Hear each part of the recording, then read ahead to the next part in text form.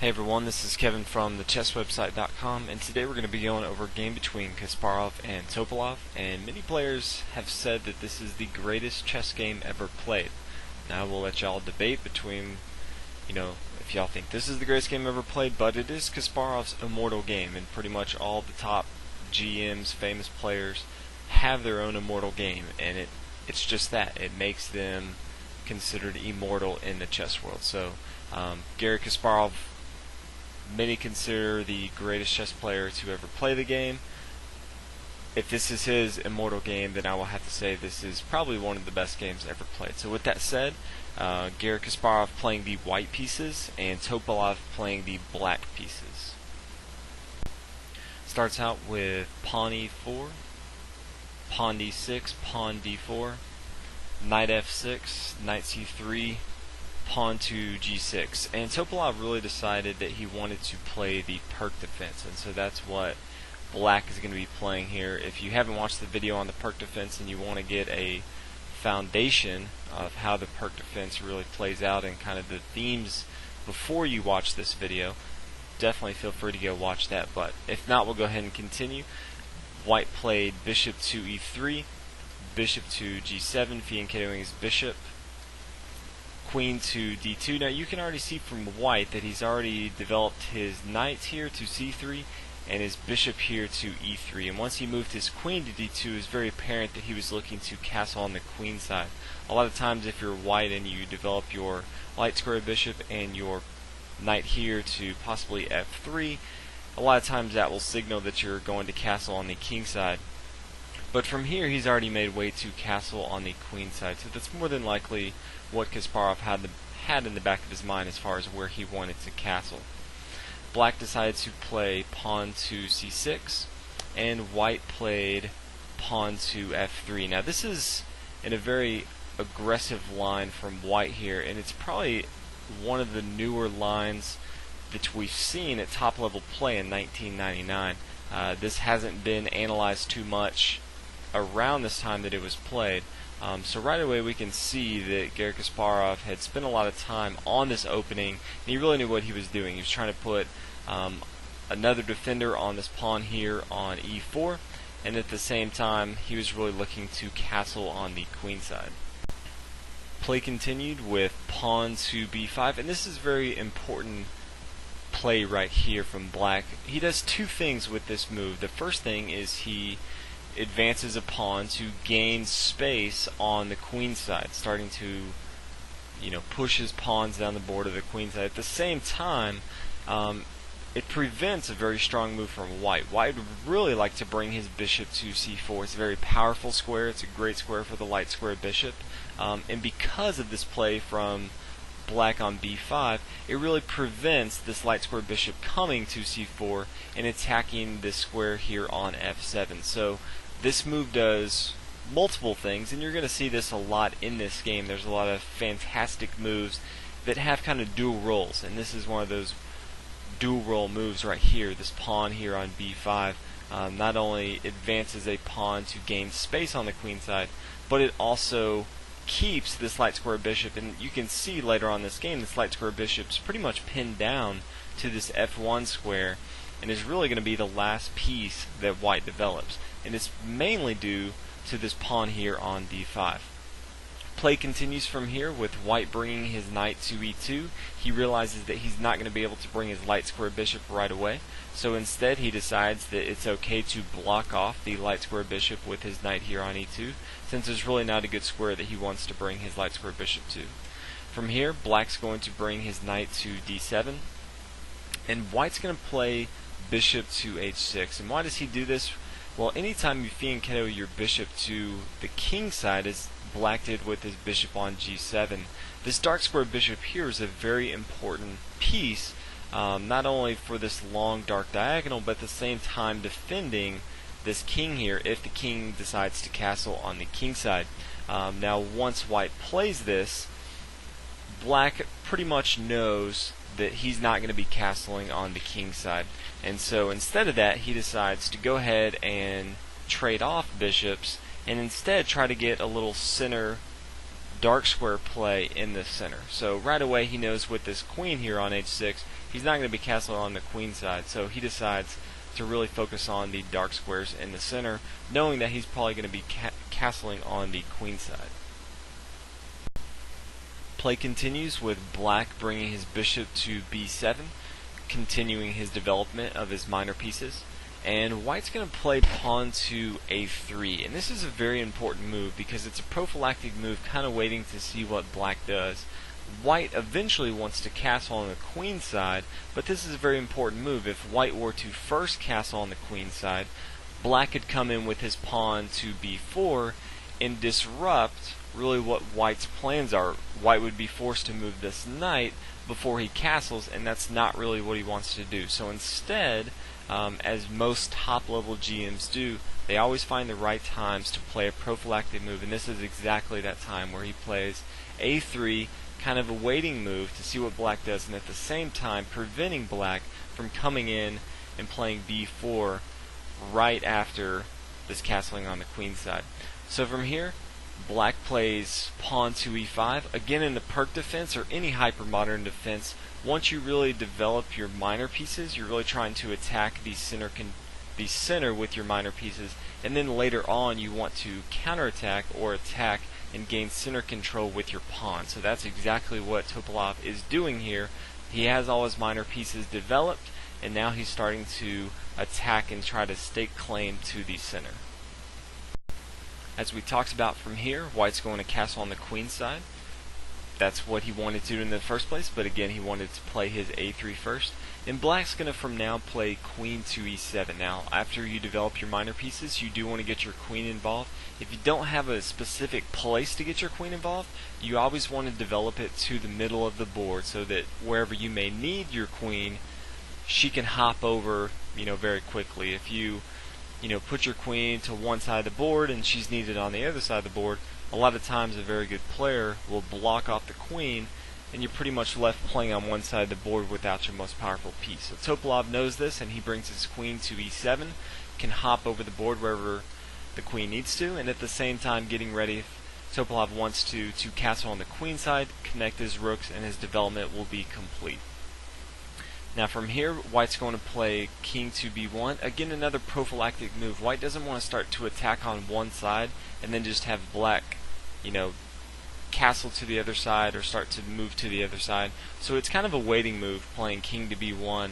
One, it's allowing him to get a little bit more safety for his king, but at the same time kind of waiting to see what black's going to do. And black decided to bring his pawn to a6, and this is done for a few reasons. And one of the reasons, eventually, black would like to push his pawn from c6 to c5. Right now, his light squared bishop is not in the game. He eventually would like to get into the game. He doesn't need to right now, but later on it is on this long diagonal, and he would like to use it since it is a powerful piece. But as soon as he moves pawn to c5, then his b5 pawn will be hanging. So this a6 move is kind of a move getting ready for the future down the road, not immediately, but again, you always want to be thinking down the road. So Topalov knows this, and he knows eventually he wants to play c5, and so because of this, he needs to play a6 to support this pawn here on b5. Play continues, and white now brings his knight to c1, and if you analyze it back from this position, this is a very strong move. If white really looks at this and sees what he wants to do, he really wants to get his knights involved. His knight here on c3 is well placed, but he'd really like to get his knight here on e2 to the best square on the board. Now if you look at it, where's the best square on the board? We can already tell that black's probably not going to castle on the king side. We have our queen, white has the queen here on h6, really keeping black from castling on the king side. And so white knows this, and since black's going to be castling on the queen side more than likely, then white knows he wants to start moving his minor pieces and his major pieces towards the queen side. With that said, the best place, the best square for this knight here on e2 is actually going to be a5. So what's the easiest and the best way to get this knight to a5? First to c1, and then here to b3, and then to a5. So that's kind of what Kasparov was thinking in the back of his head. So again, if you have a plan, go ahead and start to move towards that. So his first play is knight to c1. Now from here, black's going to continue with his development, and he castles on the queen side, so he now has both of his rooks connected, and he has the rest of his pieces developed. So black, in this case, is finished in development, and now it is white's turn.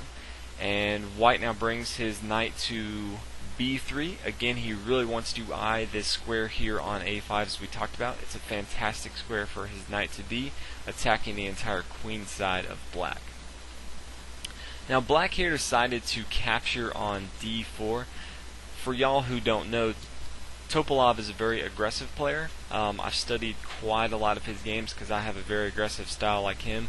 And so Topalov, now that he has developed all his pieces exactly how he wants them, he's going to start to counterattack. He knows that instinctively white has the advantage just because they have that extra tempo in the game. And so he wants to start to try to attack and try to play for the win as he always does. Now from here, white took with d4. Now a lot of players would say why not take with his knight on d4, especially since after we take with this rook, black decided to bring his pawn to c5. Again, what we talked about before, playing his pawn to c5, opening up this long diagonal for this bishop here on b7. But if we take with our knight, or if white takes with his knight on d4, black does not have to right away play his pawn to c5. He can kind of wait. And again, white really wants to bring his knight to a5. So if he wants to bring his knight to a5, then capturing with his knight here on d4 is probably not the best strategy. Instead, Kasparov opts for his rook takes on d4, and after the pawn attacks here on d4, he brings his rook back to d1. So that's very small as far as why he did that, but I do want to let you know because you may have been looking at it and thought, man, why did Kasparov not take with his knight on b3? He really wants to bring his knight to a5, and if Topalov did not play this pawn 2 on c5, he didn't want to lose tempos bringing his knight back to b3 and then to a5. From here, black played knight to b6, getting ready if he ever wanted to bring his pawn to d5. His pawn here on d6 isn't doing too much and is kind of hanging behind. He eventually wants to centralize this pawn here on d6 and bring it to d5, and this knight here on b6 will be a strong defender of this pawn if he ever does bring it to d5. Now from here, white had to make a decision, and he decided to bring his pawn to g3. Now a lot of players, including myself, would want to quickly finish development and bring their bishop to e2, and that seems like a logical move, but Kasparov was looking down the road and he said, you know what, let's bring my pawn to g3 because I want to develop my bishop to h3 and really take away this long light square diagonal and put a lot of pressure on this black king. So although it's going to take him 2 moves to finish his development, his light square bishop is going to be on the exact square that he wants it to, and that's this square here on h3 where it can take this long diagonal and attack the queen side of black here. So after g3 here, black's going to play king to b8, getting his king out of the way once the bishop comes to h3, and white first is going to bring his knight to a5. Now again, this is the plan that Kasparov wanted the entire game, and so now he brings that plan to fruition, and black is going to bring his bishop back to a8. This long diagonal bishop for black, Topalov does not want to get rid of it right away, and white's okay with that. He has a knight here, very nicely placed on e5. It's going to put a lot of pressure on black the rest of the game. It's going to be really hard for black to get rid of that knight anytime soon. So from here, white's going to continue with his development with bishop to h3, and this is the exact square that Kasparov wanted his bishop here on h3, putting a lot of pressure on this long light square and this long light diagonal, and at the same time he has now finished his development. So it did take him a little longer to finish his development. He's connected his rooks, but at the same time his game plan is going exactly how he wants it. Black from here played pawn to d5, and instead of taking right away, Kasparov decided to bring his queen to f4. And this is what really separates normal players from masters to GMs. GMs are always looking for the in-between move. So a lot of players would already see this pawn to d5 and say, how can I recapture, and start to calculate. And top players are always looking for what's the in-between move. And the in-between move here was queen to f4. He can take a look at this capturing later on, but right away he wants to bring his queen to the action and check the king. Now the king only has one move. As you can see, he can't come to c7, c8 because of the queen and the bishop, and he can't come to b7 because of the knight here. His only move is king to a7. So already you can see white's really starting to put the black king into a tight corner here. Now white chose to disregard this pawn here on d5 right away and instead centralize his rooks. As you can see, white's pieces are really in good position. He has two centralized rooks. He has his bishop in his light squared. He has his queen in his light squared bishop bearing down on this queen side, and his knights are very well placed attacking the king side, or the king on the queen side. So from here, black decided to continue to push up his pawn here to d4, starting to put some pressure. And white decided to bring his knight to d5. And this is an amazing move because white eventually is going to be sacrificing a pawn so that he can open up a huge attack against black. Black decided to take with his knight here on d5, and white recaptured with his pawn on d5 at the same time, attacking the queen here on e7. Black now brought his queen to d6. Again, it was being attacked, so he did need to move it. And white decided to capture and sacrifice his rook here on d4. And this is probably the move of the game. After Topalov took back, as you can already see, Kasparov really wanted to sacrifice this just so anytime he wanted to, his queen could come into d4 and check the king. And again, all the moves that the black king has, are very limited, so he knows that even though he gave up a rook, he really has a lot of strong attacks. But from here, Kasparov found an amazing move, and he found rook to e7. Now this is a fantastic move because the black queen cannot take here on e7. If he does, then we have a mating opportunity. White can bring his queen to d4. After the king goes back to b8, the queen can come to b6, and it doesn't matter if the black bishop comes to b7 or the queen comes to b7, doesn't really matter. The knight here can come to c6. After the king goes back to a8, it's going to be checkmate. If instead of the bishop, the queen comes here, then it's going to be even a quicker checkmate with knight to c6. So as you can see right away, our rook here on e7, there's nothing that the king here on a7 can do besides move to b6. Now, if we go back a few moves, after the rook comes here to d4, sacrificing the rook here, Kasparov actually said that the best move for black would have been to bring his king to b6. Kasparov himself said there's no good way for white to continue here, but Topalov in the game took over an hour to find, well, not really find, but to calculate out that taking on d4 would be the best situation. Now obviously he saw that white did have a lot of fighting options, but over an hour of thinking, Topalov, one of the best players in the game, decided that, you know what, I'm going to take this sacrifice and I think I can fight my way back, being up so much in material. So that's exactly what Kasparov wanted to do, and he brought his rook to e7, and then after the king came to b6, like we talked about before, the queen took on d4, and that's exactly why this rook sacrifice on d4 was important, because it got the pawn from c5 out of the way so that we can check. And from here, black decided to take the knight here on a5. It was kind of forced. There's no real other square for black to go to.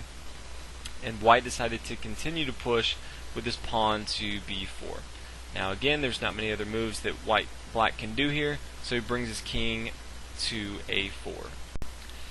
Now luckily Kasparov thought this game out, because if you just look at this board right away, yes, the king is in a lot of trouble for black, but as you can see, black is up quite a bit of material in this game. But Kasparov, being the great player that he is, he saw all the lines in the game, and he realized that he had a lot of not only mating chances, but at the same time he had a lot of attacking lines where he could make up that material later on in the game because of the vulnerability of the black king.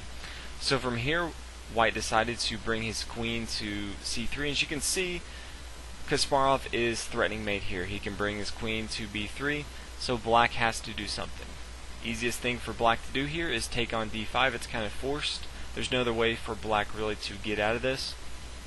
And from here, white decided to bring his rook to a7. At the same time, rook here on a7 is threatening mate here. After he takes on a6, that would be checkmate. So black is forced to bring his bishop to b7 to attack and defend this pawn here on a6. And from here, white can take with his rook here on b7. Now again, white is still threatening this square here on b3 with checkmate, so black decides to bring his queen to c4, and from here white takes on f6. So right away we can already see that white's taken off this knight and this bishop off the board. So although just a few moves ago it looked like black was up a ton of material, now we see that black's only up just a few points of material. From here, black decided to take this pawn here on e3, and now the queen's going to come into the action with queen takes on a6.